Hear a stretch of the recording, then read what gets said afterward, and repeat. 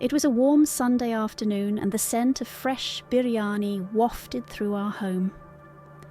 I was 7 years old, sitting cross-legged on the living room floor trying to beat my brother in a board game. That's when Uncle Alan walked in, his booming laughter filling the room before he even crossed the doorway. "Ah, my little champs," he exclaimed, dropping to one knee to ruffle our hair. He carried with him a warmth that seemed larger than life, like the sun shining on a cloudy day. For as long as I could remember, Uncle Alan had been a constant in our lives, the kind of man who could make anyone feel special with just a smile.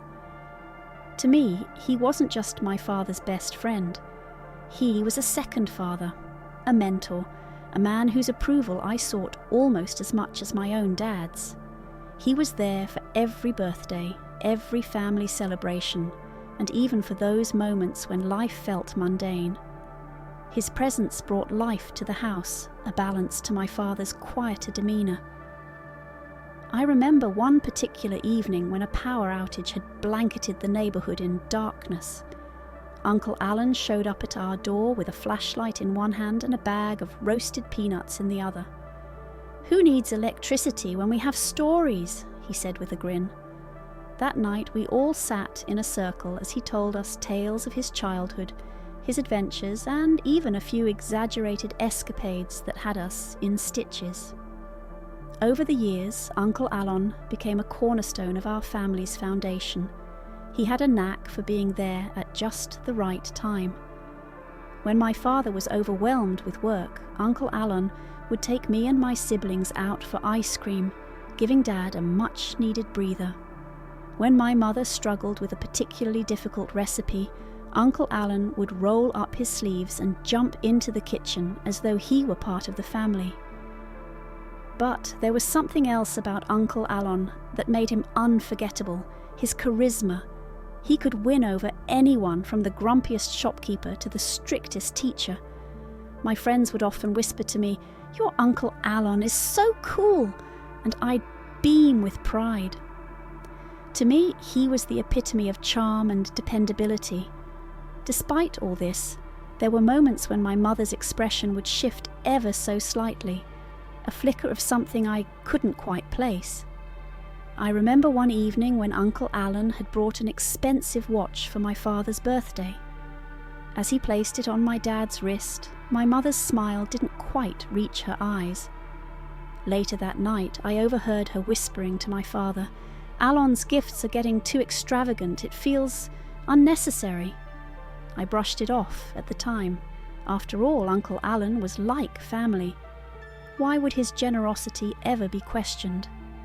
Yet, as the years passed, small, seemingly insignificant moments began to pile up, like grains of sand slowly forming a dune. There was the time Uncle Alan insisted on covering the cost of our family vacation. "It's my gift to you all," he had said, waving off my father's protests. Or the time he began offering unsolicited advice on everything from my studies to my father's business decisions. While his intentions seemed noble, there was an unspoken tension that began to creep into the air, subtle but persistent. One evening, as we all sat down for dinner, my mother casually mentioned an argument she'd had with Uncle Alan about some minor household matter. "He's just trying to help," my father had said, his tone dismissive. But my mother's response lingered with me long after the conversation ended. "Sometimes his help feels more like control." At the time I didn't fully understand what she meant.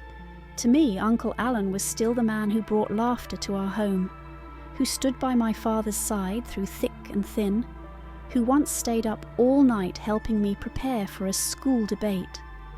He was our protector, our confidant, our family's anchor. But looking back, I realise now that the cracks in the foundation had already begun to form.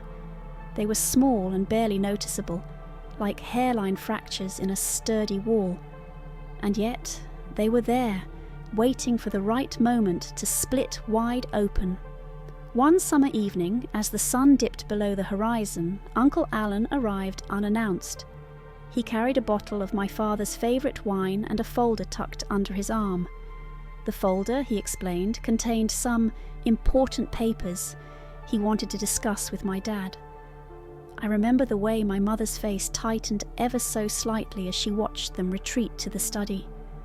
Hours later, I found my father sitting alone in the living room, his head buried in his hands. "Is everything okay, Dad?" I had asked, my voice hesitant. He looked up at me, and for the first time I saw something in his eyes that I had never seen before. Doubt. "Uncle Alan means well," he said, almost as though trying to convince himself. "But sometimes I wonder if he oversteps." That moment stayed with me. It was the first time I had ever heard my father, the man who trusted Uncle Alan with everything, express even the slightest hesitation about their bond. And while I didn't fully understand the implications at the time, it planted a seed of doubt in my own heart. As the days turned into weeks, that seed began to grow. I started noticing things I hadn't before. The way Uncle Alan's advice often came with an air of finality, as though his opinion was the only one that mattered. The way he seemed to insert himself into every aspect of our lives, offering help even when it wasn't needed. The way my mother's laughter grew less frequent whenever he was around. Yet, despite these signs, my loyalty to Uncle Alan remained steadfast.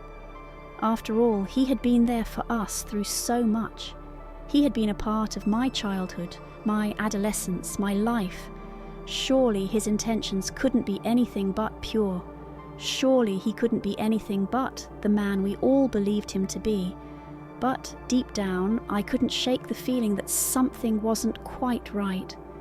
And little did I know, the truth about Uncle Alan was far more devastating than I could have ever imagined. The cracks that had begun to form in Uncle Alan's perfect image were growing wider, and the weight of them was becoming impossible to ignore. At first it was little things that seemed harmless in isolation but took on a different meaning when pieced together. Uncle Alan started showing up unannounced, often bearing extravagant gifts. A leather jacket for my brother, a necklace for my mother, a signed collector's edition of a book I'd casually mentioned I liked. The gifts felt excessive, as though he were trying to buy something intangible. "He's just being generous," my father would say whenever my mother expressed concern. But her unease was contagious. I began to notice how Uncle Alan's uninvited presence started to disrupt the natural rhythm of our home. He would linger longer than necessary, his laughter a little too loud, his stories a little too rehearsed. One evening I overheard my parents arguing. Their voices were hushed, but the tension was unmistakable. Words like control and manipulative cut through the air like shards of glass. My mother's voice was firm, resolute. My father's was defensive, almost desperate. "He's my best friend," my father said, his voice breaking slightly. "He'd never do anything to hurt us." I lay awake that night, the words echoing in my mind. Was it possible for someone so deeply entrenched in our lives to have ulterior motives? My heart refused to believe it, but my mind couldn't ignore the growing list of oddities. The next day, Uncle Alan found me sitting on the porch, staring out at the horizon. He sat beside me, his presence as commanding as ever. "You look troubled, kiddo," he said, his voice gentle. "What's on your mind?" I hesitated, then blurted out, "Do you think it's okay to overstep when you're trying to help?" His eyes narrowed, but only for a fraction of a second. "Helping is never overstepping," he said with a smile that didn't quite reach his eyes. "Sometimes people don't know what's best for them. That's why they need someone to guide them." The words didn't sit well with me. They felt heavy, as though they carried a hidden weight I couldn't quite comprehend. It was the first time I saw a crack in his otherwise flawless facade. The first time I questioned the man I had once idolized. As the days went on, Uncle Alon's behaviour became increasingly intrusive. He started offering advice that felt less like suggestions and more like directives. He suggested I change my career path, dismissing my passion as impractical. He advised my father to make risky business decisions, promising they would pay off in the long run. And he constantly questioned my mother's decisions, often under the guise of helpful feedback. The tension in our home grew thicker with each passing day. My mother's laughter became rare, her smiles strained. My father seemed torn, caught between his loyalty to his best friend and his responsibility to his family. And I felt like I was watching a ship slowly sinking, powerless to stop it. The breaking point came one evening when Uncle Alan suggested a family meeting. He called us all into the living room, his demeanour calm but authoritative. "There are some things we need to discuss," he began, his tone leaving no room for argument. What followed was an hour-long monologue about how our family could do better, how we needed to streamline our lives, and how he could help us achieve that. By the end of it, my mother was visibly upset. "With all due respect, Alon," she said, her voice shaking, "this is our family. We don't need you to dictate how we live our lives." The room fell silent. Uncle Alan's expression hardened, just for a moment, before he plastered on his usual smile. "I'm only trying to help," he said, but there was an edge to his voice that hadn't been there before. That night, as I lay in bed, I couldn't shake the feeling that we had crossed an invisible line. The man who had once been the heart of our family now felt like an intruder, a shadow looming over us. And deep down, I knew that things would never be the same. The moment of betrayal wasn't a thunderclap of revelation, but a creeping storm that finally unleashed its fury. It began on a seemingly ordinary morning. My father had just stepped into the study, his coffee steaming in his hands, when his phone buzzed on the table. He picked it up, his face softening into a smile when he saw the caller ID. "Alon," he said warmly, "what's up so early?" I lingered in the hallway, only half listening as their conversation unfolded. My father's tone shifted, his voice dipping into something uncertain. "What are you saying?" he asked, his words slower now. The warmth faded from his voice, replaced by disbelief. "That's impossible." Curiosity pulled me closer to the study door. I could hear Uncle Alon's voice faintly through the speaker, calm and measured, as if he were explaining something trivial. But my father's reactions betrayed the weight of the conversation. "How could you?" he finally said, his voice cracking. "I trusted you. My family trusted you." What followed was a blur of emotions, my father's voice rising, Uncle Alon's calm explanations turning sharper, the finality of my father's words. "I don't ever want to see you in this house again." I retreated to my room, my heart racing. What could have happened? Uncle Alon, the man I had looked up to for years, the man who had been like family, had done something so unforgivable that my father, his closest friend, had severed their bond. Hours later, when my father finally emerged from the study, his face was pale, his eyes heavy with sorrow. He sat down at the dining table, his hands trembling slightly as he reached for the glass of water my mother had silently placed before him. "What happened?" my mother asked gently, sitting across from him. Her voice was calm, but her eyes betrayed the same fear I felt. My father hesitated, then leaned back in his chair, staring at the ceiling as though searching for the right words. "Alon." He paused, swallowing hard. "He's been using my name to make deals, financial deals, risky ones." My mother's hand flew to her mouth. "But why?" "I don't know," my father admitted. "He said he was trying to help, that he thought he could grow our savings, but it wasn't his decision to make. He lied to me. He lied to us." The weight of his words settled over the room like a heavy fog. Uncle Alan, the man who had always seemed so trustworthy, so reliable, had been manipulating my father's trust for his own benefit. It wasn't just a betrayal of finances, it was a betrayal of the very foundation of their friendship. As the truth unravelled, more details emerged. Uncle Alan had taken liberties with our family's business accounts, made promises to people my father barely knew, and put our financial stability at risk. He had justified his actions as helping, but it was clear his motivations were rooted in arrogance and control. The confrontation that followed was inevitable. My father invited Uncle Alan over, his voice firm but devoid of warmth. When Uncle Alan arrived, he carried himself with the same confidence he always had, as though nothing had changed. But when he stepped into the living room and saw my father's expression, a flicker of unease crossed his face. "What's going on, brother?" Uncle Alan asked, forcing a smile. My father didn't return it.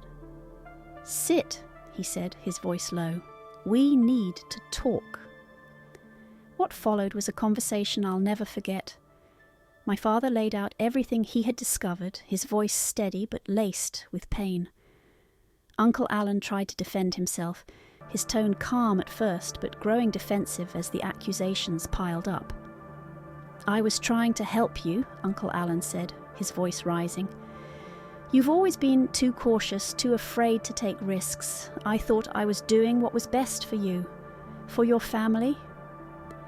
"You thought," my father shot back, his voice trembling with anger. "You had no right to think for me. You had no right to make decisions that weren't yours to make."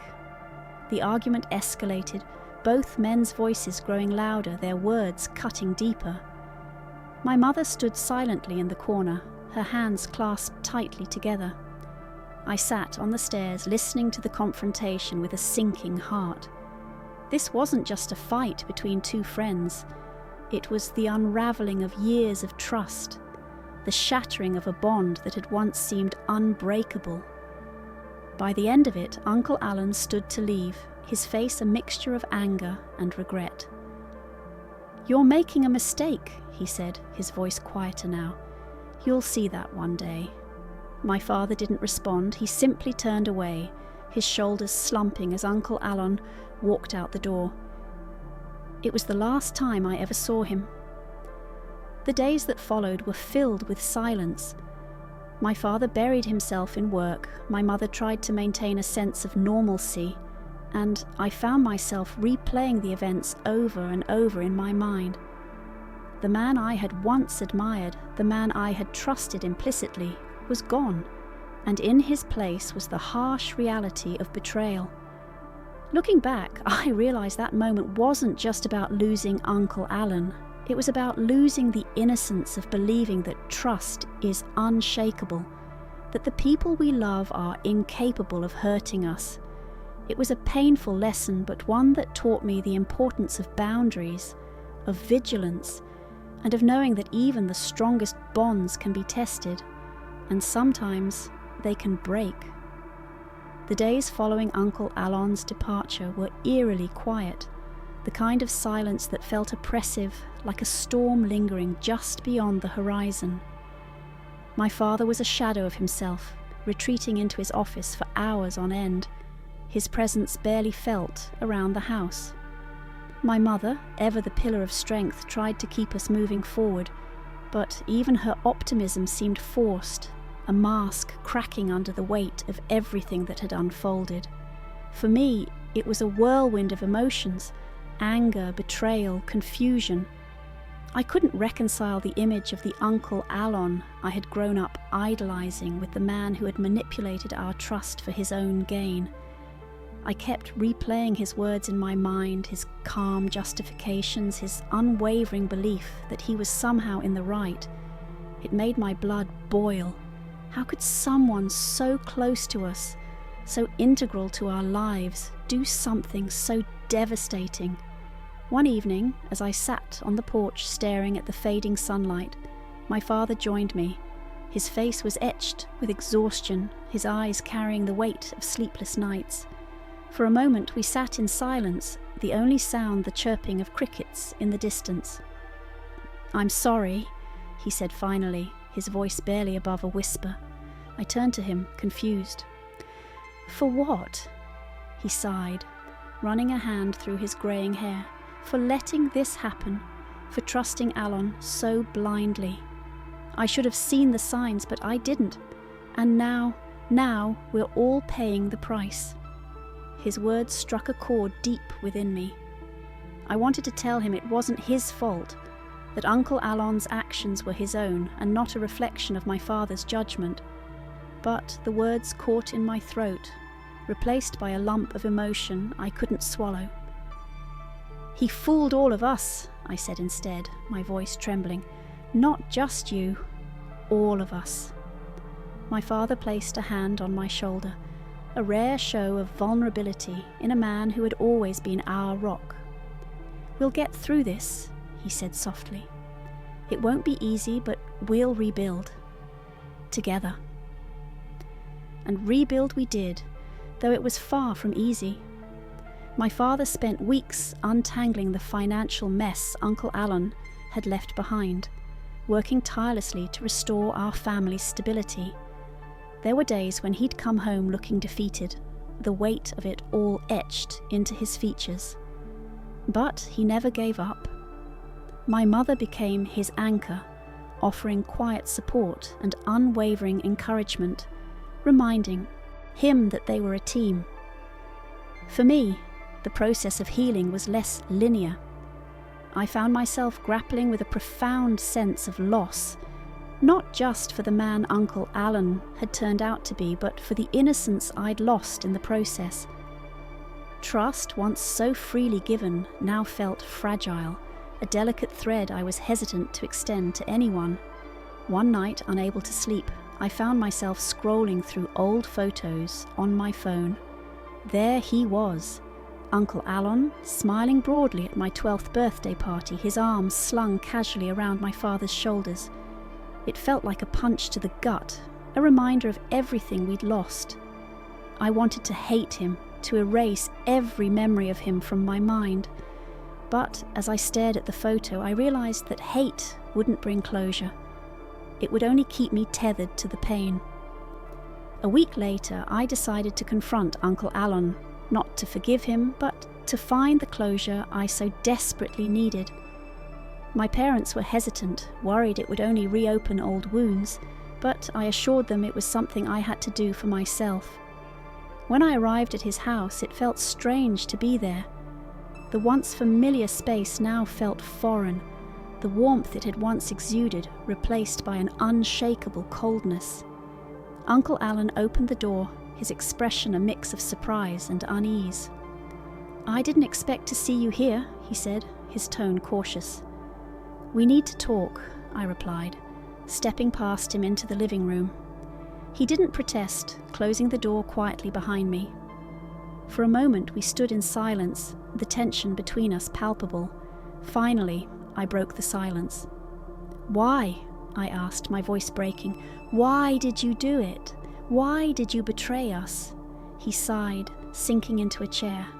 "I didn't mean to hurt anyone," he said, his voice laced with regret. "I thought I was helping. I thought I could make things better." "Better?" I snapped, anger flaring. "You call this better? You lied to us. You used us. You broke our family." His gaze dropped to the floor, and for the first time I saw a flicker of remorse in his eyes. "I made mistakes," he admitted. "I let my pride get in the way. I thought I knew what was best, but I didn't. And for that, I'm sorry." His apology felt hollow, like a bandage on a wound too deep to heal. But it was enough for me to let go of the anger I'd been carrying. I stood to leave, turning back to him one last time. "I hope you find a way to make peace with yourself," I said, "but don't expect us to be a part of that journey." Walking away from his house, I felt an unexpected sense of relief. Confronting him hadn't erased the pain, but it had given me the closure I needed to move forward. Back at home, things began to shift. slowly but surely laughter returned to our house. It wasn't the same as before. It carried a weight, a recognition of what we'd been through, but it was genuine. My father started taking weekends off to spend time with us, something he hadn't done in years. My mother took up painting again, finding solace in the strokes of her brush. And I learned to trust again, cautiously but intentionally. The experience with Uncle Alan taught us all valuable lessons. It showed us the importance of boundaries, of not letting even the closest relationships blur the lines of trust and respect. It reminded us that even the strongest bonds can be tested, but it also showed us the resilience of a family determined to heal. Looking back now, I don't see Uncle Alan's betrayal as the end of something. Instead, I see it as a turning point, a painful but necessary chapter that forced us to grow, to reevaluate, and to rebuild. And while the scars of that time remain, they serve as a reminder of our strength, our unity, and our ability to overcome even the deepest wounds.